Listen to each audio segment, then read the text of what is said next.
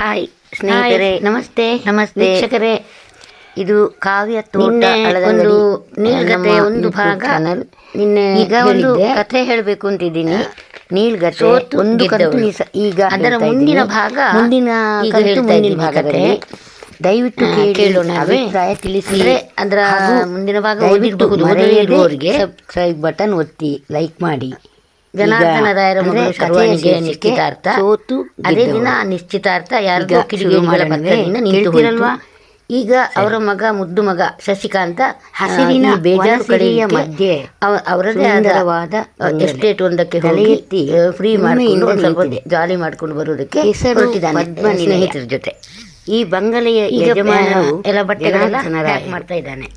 ಬಂಗಲೆಯ ಮುಂದೆ ಆಗ ಮನೆ ಸುಂದರವಾದ ಕೆಲಸದ ಹೂತೋಟ, ಅವನಿಗೆ ಸಹಾಯ ಬಗೆ ಮಾಡ್ತಾಳೆ. ಬಗೆಯ ಹೂಗಳಿವೆ ಅದರಲ್ಲಿ.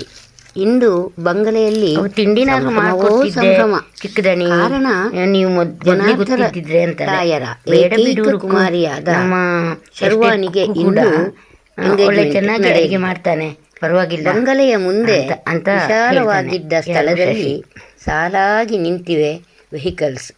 ಕೋಟಿಗಳ ಪತಿಯಾದ ಶಶಿ ರಾಯರು ಬ್ಯಾಗ್ ತಕೊಂಡು ಅಂತಸ್ತಿಗೆ ತಕ್ಕ ಕೆಳಗಿಳಿ ಬರ್ತಾನೆ. ಸಂಬಂಧವನ್ನೇ ಹುಡುಕಿದ್ದಾರೆ. ಆವಾಗ ಹಾಸನದಲ್ಲಿ ನಮ್ಮ ಲೆಕ್ಕವಿಲ್ಲದಷ್ಟು ಅಂದ್ರೆ ರುಕ್ಮಿಣಿ ಆಸ್ತಿ ಪಾಸ್ತಿ ಮಹಡಿ ಹೊಂದಿರುವ ಮೆಟ್ಟಲು ಸರಸರನೆ ಅಡಿಕೆ ಇಳಿದು ವ್ಯಾಪಾರಿ ಸೀದಾ ಲಕ್ಷ್ಮೀಪತಿಯವರ ಸುಮಿತ್ರಾವರ ರೂಮ್ಗೆ ಎರಡನೇ ಮಗ ಎಂಟ್ರಾದ್ಲು. ರಾಯರ ಕೆಲಸದವರಿಗೆ ಪ್ರವೇಶವಿಲ್ಲ. ಪಾಲಿನಲ್ಲಿ ರುಕ್ಕು ಹೊರತಾಗಿ. ಓದಿದವ ರುಕ್ಕು ದೊಡ್ಡ ಸುಮಿತ್ರಾಗೆ ಬಲಗೈ ಸರ್ಜನ್ ಇದ್ದಂತೆ. ಡಾಕ್ಟರ್, ರಾತ್ರಿ ಸ್ವತಃ ನಿದ್ರೆ ಬರುವ ನರ್ಸಿಂಗ್ ತನಕ ಹೋಮ್ ಕಾಲೊತ್ತಲು, ಹಾಸಿಗೆ ಅಂತೂ ಬಿಡಿಸಲು, ಕೋಟಿ ಬೆಳಿಗ್ಗೆ ಹಾಸಿಗೆ ಕೋಟಿಗಳ ಸುತ್ತಿಡಲು ಬೀಗತನ. ಎಲ್ಲದಕ್ಕೂ ರುಕ್ಕುನೇ ಬೇಕು. ಫೋನ್ ಬಳಿ ಅರಿಶಿನ, ಬಂದವಳೆ ಕುಂಕುಮ, ರುಕ್ಕು ಒಂದು ನಿಗದಿತ ತಾಂಬೂಲದ ನಂಬರ್ಗೆ ಡಯಲ್ ಮಾಡಿದಳು. ತಟ್ಟೆಗಳೊಡನೆ ಜರತಾರಿ ಹತ್ತರಿಂದ ಸೀರೆಯುಟ್ಟ ಫೋನ್ ಹೆಂಗಳೆಯರು ಎತ್ತುತ್ತಿದ್ದಂತೆ, ಸಿದ್ಧತೆಯಲ್ಲಿ "ಹಲೋ, ತೊಡಗಿದ್ದಾರೆ. ರುಕ್ಮಿಣಿ ಸ್ಪೀಕಿಂಗ್" ಎಂದಳು. ತಂಪು ಪಾನೀಯಗಳು ಅತ್ತ ಕಡೆಯಿಂದ ಉತ್ಸಾಹದ ಬಿರುಸಿನಿಂದ ಧ್ವನಿ. "ಓ, ಅಕ್ಕನ ಸರಬರಾಜು ಹಿಂಗಾಗಿ ಆಗುತ್ತಿದೆ. ಕಾಯ್ತಿದ್ದೆ, ಇನ್ನೇನು ಏನ್ ಸಮಾಚಾರ?" ತಾಂಬೂಲದ ತಟ್ಟೆ ಆತುರದಿಂದ ಬದಲಾಯಿಸಿಕೊಳ್ಳುವ ಪ್ರಶ್ನಿಸಿದಳು ಪ್ರಣತಿ. ಶುಭ ಮುಹೂರ್ತ ಅಂಥದ್ದೇನಿಲ್ಲ, ಹೀಗೆ ಸುಮ್ಮನೆ ಬರ್ತಾ ಇದೆ. ನಿನ್ನ ಮಾತಾಡ್ಸೋಣ ಅಂತ ಸರಿಯಾಗಿ ring ಮಾಡ್ದೆ. ಅದೇ ಸಮಯಕ್ಕೆ ಮೊನ್ನೆ ಅಲ್ಲಿ ಸಂತೆಯಲ್ಲಿ ಸಿಕ್ಕಿದಾಗ ನೀನು ಕೊಟ್ಟಿಲ್ಲ ನಿಂತಲಾದ ಪಕ್ಕದ ಹಸಿರು ಮನೆಯ ಗುಳಿಗೆ. ಸಖತ್ತಾಗಿತ್ತು ಕಣೆ ಸೋಮು. ಅದು. ಅವನ ತಲೆನೋವು ಮಂಗ ಕೈಯಲ್ಲೊಂದು ಮಾಯ. ಹಸಿರು ಬಣ್ಣದ ಈಗೆಷ್ಟೋ ಕವರು. ಆರಾಮ. ರಾಯರ ಇನ್ನು ಮಡದಿ 4 ದಿನ ಸುಮಿತ್ರ rest ತಗೋಬೇಕು. ಹುಡುಗನ ಬಳಿ ಪ್ರಶ್ನಾರ್ಥಕವಾಗಿ ನಮ್ಮ ಚಿಟ್ಟಣಿ ಮೈಸೂರಿನ ಅವರ ಎಸ್ಟೇಟ್ಗೆ ಹೊರಟಿದ್ದಾರೆ. ಒಬ್ಬ ಸುಮಿತ್ರಮ್ಮನವರು ಬೇಜಾರು ಅಂತ ಅವರ ತವರು ಮನೆಗೆ ಹೋಗಿ ಬರೋ ಯೋಚನೆಯಲ್ಲಿದ್ದಾರೆ. ಹೇಳಿದರು. ಬಂಗಲೆಯ ಎಂದ ವಿದ್ಯಮಾನ ಸೋಮು. ಲೋಕಾಭಿರಾಮದ ಎಲ್ಲರ ಮಾತುಗಳಲ್ಲಿ ದೃಷ್ಟಿಯು ಹೊರಬಿತ್ತು. ತನ್ನ ಮೇಲಿದ್ದುದರಿಂದ ಓ, ಮುಜುಗರವಾಗುತ್ತಿತ್ತು ಆಗ ಅವನಿಗೆ. ಸರಿ ಸರಿ, ಚೆನ್ನಾಗಿ rest ತಗೋ. ಲಕ್ಷ್ಮೀಪತಿಯವರೆದ್ದು ಈಗ ಬಂದು ಫೋನ್ ಇಡ್ಲಾ? ಹುಡುಗನ ಕೈಯಿಂದ ತುಂಬಾ ಕೆಲಸ ಕವರ್ ಇದೆ. ಪಡೆದು ಮಾತು ಮುಗಿದಂತೆ ಫೋನ್ ಇಟ್ಟ ಟು ಸದ್ದು. ಅಂಡ್ ಫ್ರಮ್ ಅಡ್ರೆಸ್ ನೋಡಿದ. ಇನ್ನಾವ ಟು ಹಸಿರು ಗುಳಿಗೆ ತಯಾರು ಲಕ್ಷ್ಮೀಪತಿ ಮಾಡ್ತಾಳೋ ಎಂದು ಬರೆದಿತ್ತು. ಪುಣ್ಯಾತ್ಗಿತ್ತಿ. ಫ್ರಮ್ ಅಡ್ರೆಸ್ ತುಟಿಗಳಲ್ಲೇ ನಗುತ್ತಾ ತಾನು ಕುತೂಹಲ ರಿಸೀವರ್ ಜಾಸ್ತಿಯಾಗಿ ಮಾಡಿ ಕವರು ಹರಿದು ನಗುವಗೆಯಿಂದ ರೂಮಿನಿಂದ ಅದರೊಳಗಿದ್ದ ಹೊರಬಿದ್ದಳು. ಪತ್ರ ಓದತೊಡಗಿದರು. ಶಶಿಯ ಸ್ನೇಹಿತರು ಓದುತ್ತಿದ್ದಂತೆ ಕಾರಿನ ಬಳಿ ಕಾಯುತ್ತಿದ್ದಾರೆ. ಅವರ ಮುಖಭಾವ ಆಳು ಭರಮ ಬದಲಾಯಿತು. 2 ಸೂಟ್ ಕೇಸ್ಗಳನ್ನು ಪೂರ್ತಿ ಓದಿ ಕಾರಿನಲ್ಲಿ ಮುಗಿಸಿದಾಗ ಇರಿಸಿದ. ಅವರು ಮಲ್ಲಿಗೆ ಸಿಟ್ಟಿನಿಂದ ಚಪ್ಪರದ ಬಳಿ ಕೆಂಡಾಮಂಡಲವಾಗಿ ಬಿಟ್ಟರು. ರಾಯರಿಗೆ ಕೈಕಾಲೇ ಆಡದ ಸ್ಥಿತಿ. ಏನಿದು ವೈಪರೀತ್ಯ? ಆತಂಕದಿಂದ ಬೀಗರನ್ನು ನಿಂತಿದ್ದ ದೃಷ್ಟಿಸಿದರು ಸುಮಿತ್ರ. ಜನಾರ್ದನ ರಾಯರು. ಫಾಸ್ಟಾಗಿ ಪತ್ರದಲ್ಲಿ ಡ್ರೈವ್ ಮಾಡಬೇಡು ಯಾರ ಎಂದು ಪತ್ರ ಮಗನಿಗೆ ಅದು? ಅಡ್ವೈಸ್ ಮಾಡುತ್ತಿದ್ದರು. ಲಕ್ಷ್ಮೀಪತಿ ಬೇಗನೆ ತಮ್ಮ ಬಂದು ಬಿಡು. ಮಗನ ತೋಳು ಬಿಸಿನೆಸ್ ವ್ಯವಹಾರಗಳೆಲ್ಲ ತಮ್ಮ ನಾನೊಬ್ಬನೇ ನೋಡ್ಕೊಳ್ಳೋದು ಕಡೆಯವರೆಲ್ಲರಿಗೂ ತುಂಬಾ ಕಷ್ಟ ಆಗುತ್ತೆ. ಅನ್ವಯಿಸುವಂತೆ ಮಗನನ್ನು ಹೇಳಿ ಬೀಳ್ಕೊಡುತ್ತಾ ಎದ್ದೇಳಿ ಅಂದರು ಎಲ್ಲರೂ. ರಾಯರು.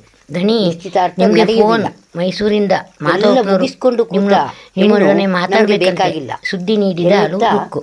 ಮಗನೊಡನೆ ಹೊರಗಡೆ ಇಟ್ಟರು. ಇರೋ ಸ್ವಲ್ಪ ಫೋನ್ ಅಟೆಂಡ್ ಮಾಡಿ ಬಂದ್ಬಿಡ್ತೀನಿ, ನಮಗೂ ಉಳಿದವರು ಸಿಟಿ ಕಡೆ ಅವರನ್ನು ಹೋಗೋದಿದೆ. ಅನುಸರಿಸಿದರು. ಮಗನಿಗೆ ಇನ್ನು ಹೇಳಿ ತಾನು ಒಳ ನಡೆದರು ರಾಯರು. ಕಂಟ್ರೋಲ್ ಮಾಡಿಕೊಳ್ಳಲಾಗಲಿಲ್ಲ ನಾನು ತರಾಟೆಗೆ ಜನಾರ್ದನ ರಾಯ. ಏನೋ ಇದು, ಲಕ್ಷ್ಮೀಪತಿ ಎಷ್ಟು ದಿನಗಳಾಯ್ತು ನೀನು ಈ ಕಡೆ ನಿಂತ್ಕೊಳ್ಳಿ. ಬಂದು ಜೀವನದ ದಾರಿಯನ್ನು ಮಾತಿಗೆ ಮಾತಿಗೆ ಏನರ್ಥ? ಸಂಬಂಧ ಹತ್ತರಿಂದ ಕೆಮ್ಮುವ ಬೇಡದಿದ್ರೆ ಸದ್ದು, ನಾವು ಮಧ್ಯೆ ನಿಮ್ಮ ಮಧ್ಯೆ ಕಾಲಿಗೆ ಬಿದ್ದು ಹೆಣ್ಣು ಕೊಡೋದಿಲ್ಲ. ಅಸ್ಪಷ್ಟ ಮಾತುಗಳು. ಆದ್ರೆ ಹೇ, ನಾಲಿಗೆ ಸರಿಯಾಗಿ ಇದೆ ಅಂತ ಮಾತಾಡು, ಸಡಿಲ ಬಿಟ್ರೆ ಕೇಳಿಸ್ತಿಲ್ಲ. ಪರಿಣಾಮ ಏನದು ಬಹಳ ಬರೀ ಕೆಟ್ಟದ್ದಾಗುತ್ತೆ, ಕೆಮ್ಮು ಮಾತ್ರ ನೆನಪಿರಲಿ. ಕೇಳಿಸ್ತಿದೆ. ನಿನ್ನೂರಲ್ಲಿ ಡಾಕ್ಟರ್ಸ್ ಯಾರು ಇಲ್ವೋ? ಎಲ್ಲ ಔಷಧಿ ಮುಗಿಸ್ಕೊಂಡು ತಗೊಳ್ಳೋಕೆ? ಹೆಣ್ಣು ಅಂದ್ರಲ್ಲ, ಆ ಕಡೆ ಉತ್ತರ ಅದೇನಂತ ಕೇಳಿ ಸರಿಯಾಗಿ ಜೋರಾಗಿ ಹೊಗಳಿ. ನಕ್ಕರು ರಾಯರು. ಹೆಜ್ಜೆ ಮುಂದಿಡಿ. ನೆಗಡಿಲಿ ಗಂಟಲು ರೋಷದಿಂದ ಕಿತ್ತಲಾದ್ರೂ ಗುಡುಗಿದರು. ಜೋಕ್ಸ್ಗೇನು ಜನಾರ್ದನ ಕಡಿಮೆ ರಾಯ. ಇಲ್ಲ. ಏನಂದ್ರೆ ಅದನ್ನು 50 ಲಕ್ಷ ನಮ್ಮ ಬಾಯಲ್ಲೇಕೆ ಹೇಳಲಿ? ಹೊಲಸು ಮಾತುಗಳು ಆಡಲು ನಾವೇನು ನಿಮ್ಮಂತೆ ವಂಚಕರೇ? ಮೇಲೆ ನಂಬಿಕೆ ಇಲ್ಲದೆ ನೋಡಿ ಈ ಹೇಳ್ತಿಲ್ವೋ? ಪತ್ರ. ಏನಂತ ನೀವಿಂಥ ಮೋಸಗಾರರು ಅಂತ ಅಂತ ಕೇಳಿದೆ. ತಿಳ್ಕೊಂಡಿದ್ದಿದ್ರೆ ನಿಮ್ಮ ನಂಬಿಕಸ್ಥರ ಸಂಬಂಧಕ್ಕೆ ಕೈಲಿ ಒಪ್ಪಿಕೊಳ್ಳಲು ಕಳುಹಿಸಬೇಕಾ? ಇರಲಿ, ಈ ಕಡೆ ಯಾರಂತ ತಿರುಗಿಯೇ ನೋಡ್ತಿರಲಿಲ್ಲ. ನಂಬಿಕಸ್ಥರು? ಥೂ, ನಾಚಿಕೆ ನೋಡು, ಆಗಬೇಕು. ನನ್ನ ಮಗ ಶಶಿ ಈಗ ಮೈಸೂರಿಗೆ ನೆಲದ ಮೇಲೆ ಹೊರಟಿದ್ದಾನೆ. ಎಸೆದು ಬಿಟ್ಟು ತಮ್ಮ ಕಾರಿನ ಬಳಿ ಅವನಲ್ಲೇ ನಡೆದೇ ಕೊಟ್ಟಿದ್ದೀನಿ. ಬಿಟ್ಟರು ಲಕ್ಷ್ಮೀಪತಿ. ಒಂದು 20 ಮೈಲಿ ತಾನೆ. ಆಚೆಗೆ ತರ್ತಾನೆ ಬಿಡು. ರಾಯರ ಮಗ ಶಶಿಕಾಂತ ಪತ್ರ ಒಂದ್ಸಲ ಕೈಗೆ ಬಂದು ತಗೊಂಡು ಹೋಗು. ಅದರ ಮೇಲೆ ಕಣ್ಣಾಡಿಸಿದ. ದುಡ್ಡು ವಾಪಸ್ ಮಾಡೋಕ್ಕೇನು ಅರ್ಜೆಂಟ್ ಮಾಡಬೇಡು, ಬಾಯ್ ಸಿ ಯು, ಫೋನ್ ಇಲ್ಲ ತಟ್ಟನೆ ಅವನ ಮುಖ ಅಂದ್ಬಿಟ್ಟು ಬಿಳಿಚಿಕೊಂಡಿತು. ಶಶಿ ಒಂದು ನಿಮಿಷ ಬಾರೋ ರಾಯರ ಇಲ್ಲಿ. ಕೈ ಸೇರಿತು. ರಾಯರು ಮಗನನ್ನು ಅವರು ಒಳಗೆ ಪತ್ರ ಕರೆದು ಓದಿದರು. ತನ್ನ ಸ್ನೇಹಿತ ತಲೆಗೆ ಕೈ ಮಾಧವನಿಗೆ ಹೊತ್ತು ಸೋಫಾ 50 ಮೇಲೆ ಲಕ್ಷ ಕುಸಿದರು. ಈಗಿಂದೀಗ್ಲೇ ಅರ್ಜೆಂಟ್ ಆಗಿ ಸಂತೋಷದಿಂದ ನಂಬಿಕಸ್ಥರ ಜೊತೆ ಕಳಿಸಿಕೊಡು ಅಂತ ಬಂಗಲೆ ಹೇಳಿದ. ದಟ್ಟ ಹಣ ಕತ್ತಲೆ ದೊಡ್ಡ ಮೊತ್ತ ಆವರಿಸಿದಂತೆ. ಆದ್ರಿಂದ ಬೇರೆ ಯಾರ ಜೊತೆನೂ ಮೌನ ಕಳಿಸೋದು ಬೇಡ, ನೀನೇ ತಗೊಂಡೋಗಿ ಆಳು ಕೊಟ್ಬಿಡು ಕಾಳುಗಳು ತುಟಿ ಏನ್ ಹೊಲಿದುಕೊಂಡರು. ಡ್ಯಾಡಿ ನೀವು ಶರ್ವಾಣಿ ಒಳ್ಳೆ ಬೆಡ್ರೂಮ್ ಕೈಗಡ, ಸೇರಿ ಅದನ್ನು ಕಾಲ ಕಣ್ಣೀರಿನಲ್ಲಿ ಬುಡಕ್ಕೆ ತಗೊಂಡೋಗಿ ಹಾಸಿಗೆ ಕೊಡ್ಬೇಕಾ? ಒದ್ದೆಯಾಗುವಂತೆ ಗೊಣಗಿದ ಅತ್ತಳು. ಶಶಿ. ನೋಡಪ್ಪ ಸುಮಿತ್ರಾ ಶಶಿ, ತಾನೂ ಅಳುತ್ತಾ ಹಿಂಗದೆಲ್ಲ ತಿಳಿಯೋಣ. ಮಗಳನ್ನು ಇದೇ ಸಂತೈಸುತ್ತಿದ್ದಳು. ಮಾಧವ ಅದೆಷ್ಟು ಇಷ್ಟೆಲ್ಲ ಸಲ ಇದೇ ರಂಪಕ್ಕೆ ರೀತಿ ನಾನು ಕಾರಣವಾದ ಕೇಳಿದಾಗ ಆ ಪತ್ರದಲ್ಲಿ ನನ್ನ ಮನೆ ಇದ್ದಿದ್ದಾದ್ರೂ ಬಾಗಿಲಿಗೆ ಏನು? ದುಡ್ಡು ತಂದು ಕೊಟ್ಟಿದ್ದಾನೆ ಅದರಲ್ಲಿ ಗೊತ್ತಾ? ಇದ್ದಿದ್ದು ಇಷ್ಟೇ. ನನ್ನ ಅವನ ಮಧ್ಯೆ ಈ ಮಾನ್ಯ ಅಹಂ ಅನ್ನೋ ಪದಕ್ಕೆ ಲಕ್ಷ್ಮೀಪತಿಯವರಿಗೆ ಅವಕಾಶವೇ ಇಲ್ಲ. ನಮಸ್ಕಾರಗಳು. ಆತ್ಮೀಯರೊಡನೆ, ವಿಷಯವೇನೆಂದರೆ, ಪ್ರೀತಿ ಪಾತ್ರರೊಡನೆ ಇದೀಗ ನೀವು ನೀನು ಇದೇ ನಿಮ್ಮ ರೀತಿ ಮಗನಿಗೆ ನಡ್ಕೋಬೇಕು. ಎಂಗೇಜ್ಮೆಂಟ್ ನಾವೆಷ್ಟು ಮಾಡಿಕೊಳ್ಳಲು ಹೊರಟಿರುವ ಶ್ರೀಮಂತರಾದರೂ ಹುಡುಗಿ ಅದೇ ಸಾಕಾಗಲ್ಲ ನನ್ನ ಪ್ರಿಯತಮೆ. ಜೀವನಕ್ಕೆ 1.5 ಇಂಥ ವರ್ಷಗಳಿಂದ ಆತ್ಮೀಯತೆ, ನನಗೂ ಪ್ರೀತಿ, ಶರ್ವಾಣಿಗೂ ನಂಬಿಕೆಗಳು affairs ಬೇಕು. ಇದೆ. ಸರಿಯಾಗಿ ಮಾಡ್ಕೋಬೇಕೆಂಬ ಎಣಿಸಿ ಆಸೆ ಇಬ್ಬರಿಗೂ ಇದೆ. ಸೂಟ್ಕೇಸ್ನಲ್ಲಿ ಆದರೆ ಎತ್ಕೊ. ತಮ್ಮ ಅಂತಸ್ತಿಗೆ ದೀರ್ಘ ಸರಿಸಮವಲ್ಲದ ಉಪನ್ಯಾಸವನ್ನೇ ನನಗೆ ಮಾಡಿದ್ರು. ಮಗಳನ್ನು ಕೊಡಲು ಶರ್ವಾಣಿಯ ತಂದೆ ತಾನು ರಸ್ತೆಯ ಸಿದ್ಧರಿಲ್ಲ. ಮೇಲೆ ಗಾಳಿಯ ತಂದೆ ಜೊತೆ ಮತ್ತು ಮಾತನಾಡುತ್ತಾ ಅಣ್ಣನನ್ನು ಸಾಗುತ್ತಿದೆ ಎದುರಿಸಿ ವಿಳಿಯ ನನ್ನ ಮಾರುತಿ. ಹಿಂದೆ ಬರುವ ಧೈರ್ಯ ವೇಗ ಅಂದ್ರೆ ಶರ್ವಾಣಿಗಿಲ್ಲ. ತುಂಬಾ ಇಷ್ಟ ಶಶಿಗೆ. ನಾನು ಅವನ ಮಾಡಿದ ಫ್ರೆಂಡ್ಸು ಪ್ಲಾನ್ ಪ್ರತಿಯೊಂದರಲ್ಲೂ ಅವನನ್ನೇ ಅನುಸರಿಸುವ. ಮದುವೆಗೆ ಮೊದಲೇ ಶೋಭನ ಗುರು ಮುಗಿಸಿದ್ದು. ತುಂಬಾ ದಿನ ಆಗೋಯ್ತಲ್ಲೋ, ಮೊಮ್ಮಗ ಹುಟ್ಟಿದ ಹಕ್ಕಿ ಮೇಲಾದ್ರೂ ಬೇಟೆ ಆಡಿ ಅಂತಸ್ತನ್ನು ಮರೆತು ಮೈಯೆಲ್ಲ ಜಡ್ಡು ಕಟ್ಟಿದೆ ಕಣ. ಆಗ್ತಾರೇನೋ ಅಂತ ಆಸೆ. ಇವತ್ತಾದ್ರೂ ಟ್ರೈ ಮಾಡೋಣ. ವಿಷಯ ತಿಳಿಸಿದ್ದೇನೆ. ಕಂಗಳಲ್ಲಿ ಆಸೆ ತುಂಬಿ ನನ್ನ ಬೀಳಿದ ಮಗುವಿಗೆ ನಿಮ್ಮ ಹರಿಶ್ಚಂದ್ರ. ಮಗ ತಂದೆ ಆಗ್ತೀನಿ ಆ ಪುಣ್ಯಾತ್ಮ ಅನ್ನೋದಾದ್ರೆ ಹರಿಶ್ಚಂದ್ರನ ನನ್ನ ಹೆಸರಿಟ್ಕೊಂಡು ಅಭ್ಯಂತರವೇನೂ ಇಲ್ಲ. ಇಂಥದೆಲ್ಲ ಇದು ನಿಮ್ಮ ಮಾಡಬಾರ್ದಪ್ಪ, ಲೇವಡಿ ಮಾಡಿದ ಶೇಖರ. ಹರಿಶ್ಚಂದ್ರ ಏಕಪತ್ನಿ ವ್ರತಸ್ಥ, ನಿನ್ನ ಹೆಸರನ್ನಾದ್ರೂ ಬದಲಾಯಿಸ್ಕೊಳ್ಳೋ. ಗಿರೀಶನ ವ್ಯಂಗ್ಯನುಡಿ. ನಾನು ಅಷ್ಟೇ, ಇದಕ್ಕೂ ಒಬ್ಬಳ ಶರ್ವಾಣಿಗೆ ಇರುವಾಗ ಇನ್ನೊಬ್ಬಳನ್ನು ಇಂಥ ಒಂದು ಕಣ್ಣಿಟ್ಟಿಯೂ ನೋಡಲ್ಲ ಸಂಬಂಧ ಕಣೋ. ಇತ್ತೆ. ಜೊತೆಗೊಂದು ಶರ್ವಾಣಿ ಕೋಳಿ ಮಾತುಗಳನ್ನು ಉಗುಳಿದ ಖಂಡಿತ ಇಲ್ಲ. ಹರಿಶ್ಚಂದ್ರ. ಶ್ರೀಮಂತರ ಪಕ್ಕಪಕ್ಕನೆ ಪುತ್ರಿಯಾಗಿದ್ದರೂ ನಕ್ಕ ಹರಿಶ್ಚಂದ್ರ. ಯಾಕೋ ಕೆಟ್ಟ ಗುಣಗಳು ಶಶಿ, ಅವಳ ಬಳಿ ಮೊದಲು ಸುಳಿಯಲೇ ಸಿಟಿ ಕಡೆ ಇಲ್ಲ. ಓಡಿಸು ಕಾರು. ತಾಯಿ ಮಿನಿ, ಸುಮಿತ್ರಾ ಮಿಡಿ, ಆ ರೀತಿ ಸ್ಯಾರೀಸ್, ಬೆಳೆಸಿದ್ದರು ಮಗಳನ್ನ. ವಗೈರೆ ಮತ್ತೆ ನೋಡ್ಕೊಂಡು ಹೀಗಾಯ್ತು. 1-2 ಏನೋಪ್ಪ, ಐಟಮ್ಸ್ ಬುಕ್ ಮಾಡ್ಕೊಂಡು ಯಾರಿಗ್ ಬರ್ಬೋದು, ಗೊತ್ತು? ವಿನಂತಿಸಿದ ವಿಧಿ ಗಿರೀಶ. ಲೀಲೆ ಅಂತಾರಲ್ಲ, ಅದೇ ಏನ್ರೋ ಇರಬಹುದೇನೋ. ಸದಾ ಅದನ್ನೇ ಯಾರು ಈ ಜಪ ಪತ್ರ ಮಾಡ್ತೀರಾ? ಕೊಟ್ಟರು? ಒಂದೊಳ್ಳೆ ಕೆಲಸದ ಇಂಥದ್ದೊಂದು ಬಗ್ಗೆ ಸುಳ್ಳು ಎಂದಾದ್ರೂ ಅಪಾದನೆ ಚಿಂತಿಸುವುದುಂಟಾ ಕಳಂಕವರಿಯದ ನೀವು? ಮುಗ್ಧ ಹುಡುಗಿಯ ಮೇಲೆ ತಾನು ಮಹಾ ಏಕೆ ಸಭ್ಯನೆಂಬಂತೆ ಅಂದ ಈ ಶಶಿ. ಸಂಸಾರದ ಮೇಲೆ ಇಷ್ಟೊಂದು ಕೆನ್ನೆಗೆ ಬರ್ಕೊಂಡ ಶೇಖರ್. ಶತ್ರುತ್ವ ಇರುವವರು ತಪ್ಪಾಯ್ತು. ಯಾರು? ಇನ್ಮೇಲೆ ಕಾಷಾಯ ವಸ್ತ್ರ ಯೋಚಿಸಿದ್ರೂ ಧರಿಸಿ, ಕೈಯಲ್ಲಿ ಕೊಳೆಯಲಿಲ್ಲ ಕಮಂಡಲ ಹಿಡಿದು, ರಾಯರಿಗೆ. ಕೊರಳಲ್ಲಿ ರುದ್ರಾಕ್ಷಿ ಪ್ರೀತಿಯ ಧರಿಸಿ, ಮುದ್ದು ತಂಗಿಯ ಬಾಳಿಗೆ ಶೇಖರನನ್ನು ಮುಳ್ಳಾದ ಮಧ್ಯದಲ್ಲೇ ತಡೆದು ವ್ಯಕ್ತಿಯೇನಾದರೂ ಅಕ್ಷಿಗಳು ಮಾತ್ರ ಎದುರಿಗೆ ಅಂಗನೆಯರ ಸಿಕ್ಕಿದ್ರೆ ಕೊರಳಿಂದ ಕುಚ್ಚಿ ಹಾಕುವಂತಹ ಕೆಳಗೆ ಅಂತ ರೋಷವಿದೆ ಜೋರಾಗಿ ನಕ್ಕ ಶಶಿಕಾಂತನಿಗೆ. ಆದರೇನು ಮಾಡೋಣ? ಸಾಕ್ ಸುಮ್ನಿರು. ಆ ಆಗಂತುಕನ ಸದಾ ಶಿವನಿಗೆ ಅದೇ ಅನಾಮಧೇಯ ಧ್ಯಾನ ಎದುರಿಗೆ ಅನ್ನೋ ಹಾಗೆ ಬಂದರಲ್ಲವೇ? ನಿಮ್ಗೆ ಸದಾ ಹುಡುಗಿ ಇದ್ದೇ ಒಂದೆರಡು ಚಿಂತೆ. ದಿನಗಳು ಇದೇ ಅದುವರೆಗೂ ಜೊತೆಯಲ್ಲಿ ಮೌನವಾಗಿದ್ದ ಕಳೆದ ಅರವಿಂದ ಈಗ ಶಶಿ. ಬಾಯಿ ಬಿಟ್ಟ.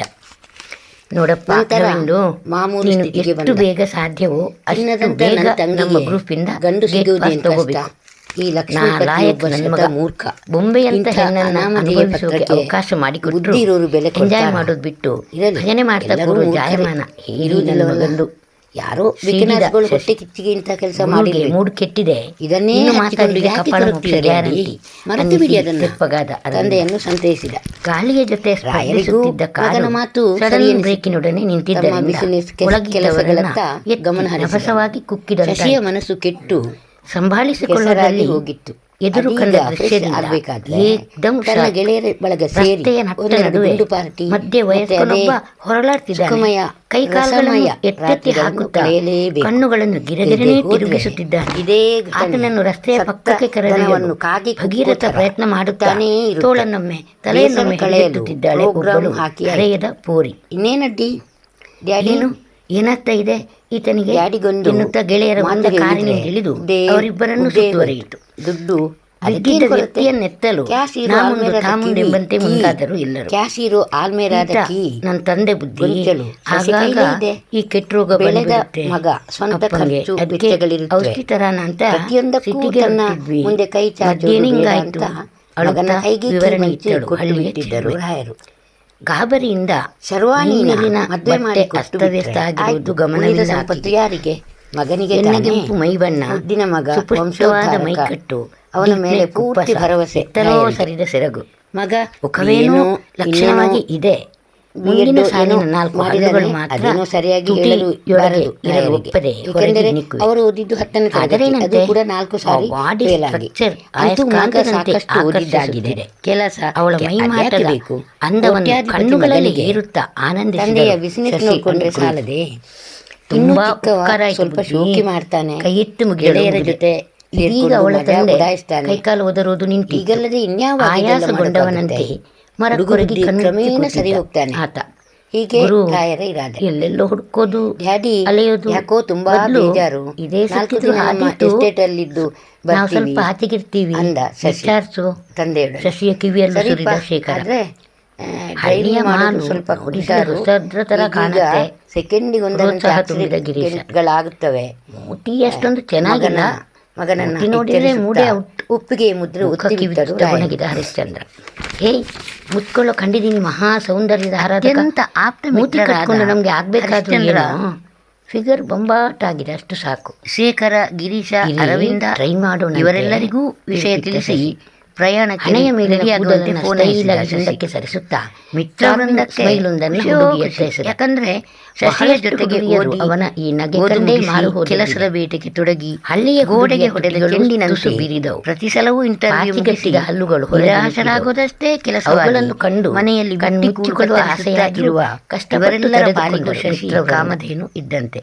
ಹಲ್ಲುಗಳು ಬಾಟಲ್ ಹಂಚಿಕೊಂಡಂತೆ ಹೆಣ್ಣನ್ನು ಹಂಚಿಕೊಳ್ಳುವಷ್ಟು ಉದಾರಿ ಹಿಡಿಯೊಳಗೆ ಆತ. ಸಿಗಬಹುದಾದ ಮೂರನೇ ಆ ಮಹಡಿಯ ಬಳುಕು ತನ್ನ ಬಳ್ಳಿ ನಡು ವಿಶಾಲವಾದ ಉನ್ನತ ರೂಮ್ನಲ್ಲಿ ವಕ್ಷೋಜಗಳು ಪ್ರಯಾಣಕ್ಕೆ ಸಿದ್ಧತೆಯನ್ನೇ ಬುದ್ಧಿಯನ್ನೇ ಮಂಕಾಗಿಸಿವೆ. ಸನಿಹ ಆಗ ಬರುವಂತೆ ಕನಸನ್ನು ಕಾಫಿಯ ಮಾಡಿದ ಟ್ರೇಡನೆ ಒಳಬಂದಳು.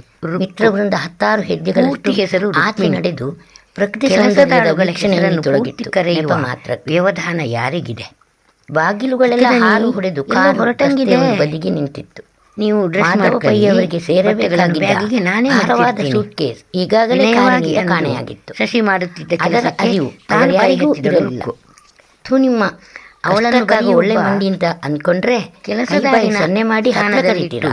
ನೋಡಲಾಗುತ್ತಿರಲಿಲ್ಲ. ಮೈ ಮುಟ್ಟಿ ನೋಡಿ ಶಶಿಗೆ ಆಗ ತೋರಿಸ್ತೀನಿ ಆಕೆ ತನ್ನೊಬ್ಬ ಹಳ್ಳಿ ಹೆಣ್ಣುಗಳು ಅಂದ್ರೆ ಹಿರಿಯಕ್ಕನ ಏನು ಅಂತ. ಸ್ಥಾನದಲ್ಲಿರುವಂತೆ ಇವರಿಸಿ ಅನಿಸುತ್ತಿತ್ತು. ಮುಂಡೆ ಮಕ್ಕಳು ಕಣ್ಣು ಹೊಡಿತಾರೆ. ಅಂಥ ಆಪ್ತತೆ, ತುರುಕು ಮುಟ್ಟಿಸುತ್ತಾ ಪ್ರೀತಿ, ಕೆರಳುವಂತೆ ವಾತ್ಸಲ್ಯ, ಕ್ಯಾಕರಿಸಿ ರುಕ್ಮಿಣಿಯ ಮುಗಿದಳು ನಡೆ, ಹಳ್ಳಿ ಪೋರಿ. ನುಡಿ, ಮಾಡುವ ಮೊದಲೇ ಕೆಲಸ ಹಿಂದ ಕುಡಿದ ಎಲ್ಲದರಲ್ಲೂ ಕಪಿಗಳಂತಿದ್ದವರಿಗೆ ಇದೀಗ ವಿದೇಶಿ ವಿಸ್ಕಿ ಕುಡಿಸಿದಂತೆ ಕಾಫಿ ಕಪ್ ಕೈಗೆ ಬೇಕೋ ಬೇಡೋ ರುಕ್ಮಿಣಿ ಎಂಬ ಈ ಬಂಗಲೆಯಲ್ಲಿ ಕೆಲಸಕ್ಕೆ ಸೇರಿ ಇನ್ನಂತೂ ಹಿಂದೆ ಸರಿಯುವ ಮಾತೇ ಇಲ್ಲ. ತಿಂಗಳಷ್ಟೇ ಆಗಿದೆ. ಅದೇನಾದ್ರೂ ಇಷ್ಟು ಕಡಿಮೆ ಅವಧಿಯಲ್ಲಿ ಬಿಡುವುದು ಎಲ್ಲರ ಮನಸ್ಸಿನಲ್ಲೂ ತೀರ್ಮಾನಿಸಿ ಒಂದು ಆಯ್ತು. ಒಳ್ಳೆಯ ಗೌರವಯುತವಾದ ಸ್ಥಾನ ನಮಸ್ತೆ. ಪಡೆದಿದ್ದಳು ಇದರ ಅವಳು. ಮುಂದಿನ ಭಾಗ ಕೆಲಸಕ್ಕೆ ಸೇರಿದ ಹೊಸದರಲ್ಲಿ ಅವಳಿಗೆ ದಯವಿಟ್ಟು ಕತೆ ಕೇಳಿ ಕೆಲಸ ತಮ್ಮ ಬಟ್ಟೆ ಅಭಿಪ್ರಾಯ ತೊಳೆಯುವುದು, ತಿಳಿಸಿ, ನೆಲ ಹಾಗೂ ಒರೆಸುವುದು, ಲೈಕ್ ಕಸ ಮಾಡುವುದು ಎತ್ತಿ ಮತ್ತು ಹಾಕುವುದು, ಸಬ್ಸ್ಕ್ರೈಬ್ ಇಂಥವೇ ಬಟನ್ ಮುಂತಾದ ಒತ್ತುವುದನ್ನು ದಯವಿಟ್ಟು ಚಿಲ್ಲರೆ ಮರೆಯಬೇಡಿ. ಕೆಲಸಗಳು. ನಮಸ್ತೆ. ಕ್ರಮೇಣ ಮನೆಯ ಸದಸ್ಯೆಯೇ ಎಂಬಷ್ಟರ ಮಟ್ಟಿಗೆ ಮನೆಯವರ ಮನ ಗೆದ್ದಿದ್ದಳು. ಈಗ ಉಳಿದ ಬಂಗಲೆ ಕೆಲಸಗಾರರ ಮೇಲೆ ಮೇಲ್ವಿಚಾರಣೆ ಮಾಡುವಂಥ ಕೆಲಸವನ್ನು ಕೊಟ್ಟಿದ್ದರು. ಘಟ್ಟದ ಮೇಲೆ ಯಾವುದೋ ಒಂದು ಊರಂತೆ. ಮದುವೆಯಾಗಿ 2 ವರ್ಷಕ್ಕೆ ಗಂಡ ಕಂತೆ ಒಗೆದ್ಬಿಟ್ಟು ಹೊರಟು ಹೋದನಂತೆ. ಅಣ್ಣಾತ್ಗೆ ಕೆಟ್ಟ ಅದೃಷ್ಟದವಳು ಅಂತ ಮನೆಯಿಂದ ಹೊರಗಟ್ಟಿದ್ರಂತೆ. ಹಾಗೆ ತನ್ನ ಕತೆ ಹೇಳಿಕೊಂಡು ಕಣ್ಣೀರಿಟ್ಟು, ನನಗ್ಯಾರೂ ದಿಕ್ಕಿಲ್ಲವ್ವ, ಏನಾರ ಚಾಕರಿ ಮಾಡ್ತೀನಿ, ಹೊಟ್ಟೆಗಷ್ಟು ಹಾಕಿದರೆ ಸಾಕು ಎಂದು ಗೋಗರೆದಾಗ ಸುಮಿತ್ರಮ್ಮನವರ ಮೃದು ಹೃದಯ ಕರಗಿತ್ತು. ಅಂದಿನಿಂದಲೇ ಕೆಲಸಕ್ಕಿಟ್ಟುಕೊಂಡಿದ್ದರು. ಶಶಿಯ ಪ್ರಯಾಣದ ಸಿದ್ಧತೆ ಮುಗಿದಾಗ, ಚಿಕ್ಕಣಿ, ಎಷ್ಟು ದಿನ ಉಳ್ಕೋತೀರೋ ಎಸ್ಟೇಟ್ನಲ್ಲಿ? ನೀವಿಲ್ದಿದ್ರೆ ಈ ಬಂಗ್ಲೆಗೆ ಕಳೆನೇ ಇರೋದಿಲ್ಲ, ಬೇಗನೆ ಬಂದುಬಿಡಿ ಎಂದಳು ರುಕ್ಮಿಣಿ. ಅಂತರ್ಯದ ಆತ್ಮೀಯ ನುಡಿ ಅವಳದು. ಮನೆಯಲ್ಲಾದ ರಾದ್ಧಾಂತ ನೋಡ್ದೆಯಲ್ಲ, ಮನಸ್ಸು ಕೆಟ್ಟು ಹೋಗಿದೆ. ಯಾವ ಪಾಪಿ ನನ್ನ ಮಗ ನನ್ನ ತಂಗಿ ಸಂತೋಷಕ್ಕೆ ಬರೆ ಎಳೆದ್ನೋ. ಗಂಡಸಾಗಿದ್ದಿದ್ರೆ ಎದುರು ಬಂದು ಹೇಳಬೇಕಿತ್ತು. ಹಾಗಂತ ಆಗ ಕಲಿಸ್ತಿದ್ದೆ ಚೆನ್ನಾಗಿ. ಅವಡುಗಚ್ಚಿದ ಶಶಿ, ಇರಲಿ ಬಿಡು, ನಾಯಿ ಬೊಗಳಿದ್ರೆ ದೇವಲೋಕ ಹಾಳೆ. ಅಂದಹಾಗೆ ಶರ್ವಾಣಿನ ಸ್ವಲ್ಪ ಗಮನಿಸ್ಕೋ. 4 ದಿನ ಕಾಲೇಜ್ಗೂ ರಜೆ ಹಾಕಲಿ. ಪಾಪ ಮಗು ತುಂಬ ನೊಂದಿದೆ, ಮುಖ ನೋಡೋಕ್ಕಾಗಲ್ಲ. ಶಶಿಯ ಮಾತುಗಳಲ್ಲಿ ತಂಗಿಯ ಮೇಲಿನ ಪ್ರೀತಿ ವಾತ್ಸಲ್ಯ ಉಕ್ಕುತ್ತಿತ್ತು. 18ರ ತರುಣಿ, ಅವನ ದೃಷ್ಟಿಯಲ್ಲಿ ಇನ್ನೂ ಮಗುವೆ. ಆ ಚಿಂತೆ ಬಿಟ್ಬಿಡಿ ಚಿಕ್ಕಣಿ, ನಾನಿರೋದ್ಯಾತಕ್ಕೆ ಮತ್ತೆ? ನೀವು ಈಗಲೇ ಹೊರಡ್ತೀರಾ? ಮೊದಲೇ ಗೊತ್ತಿದ್ದಿದ್ರೆ ಸ್ವಲ್ಪ ತಿಂಡಿನಾದರೂ ಮಾಡಿಕೊಡ್ತಿದ್ದೆ. ಪೇಚಾಡಿಕೊಂಡು ರುಕ್ಕು. ಬೇಡ ರುಕ್ಕು, ತಿಂಡಿ ತೀರ್ಥ ಏನು ಬೇಡ. ನಮ್ಮ ಎಸ್ಟೇಟ್ ಕುಕ್ ಕೂಡ